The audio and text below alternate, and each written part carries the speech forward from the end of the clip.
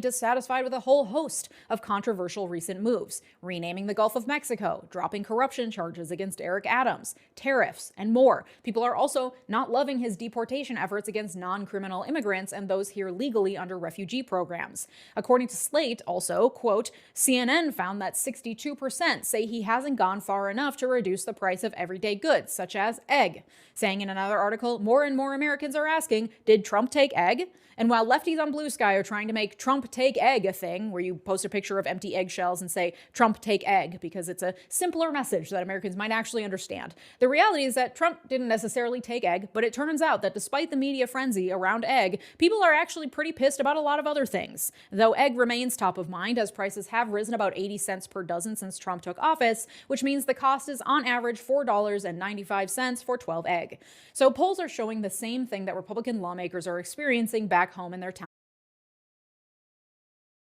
Less, because a lot of the CDC's work is duplicative of work that AI could be doing, which received a lot of boos from the crowd because people generally also are not thrilled to hear that lawmakers and billionaires are gunning to replace jobs with AI. The confrontation at last week's town hall has pushed McCormick to change his tune, saying Monday that, quote, I think we're just moving a little too fast, calling for impact studies to make sure we understand the impact of this cutting spree before enacting it. And this is in a firmly held Republican district. McCormick won his seat with 2/3 of the vote last year. And this response and willingness to voice at least some dissent for the fast pace of the MAGA takeover could signal a shift, that the voices of angry constituents showing up at these town hall meetings actually matter. Because unlike Trump and Elon, who get to sit in the White House and ignore the little voices screaming from down below, these Republican lawmakers have to actually answer for the things Republicans are doing. It makes it very real when there are actual humans sitting in the same room as you, telling you they're angry and asking you what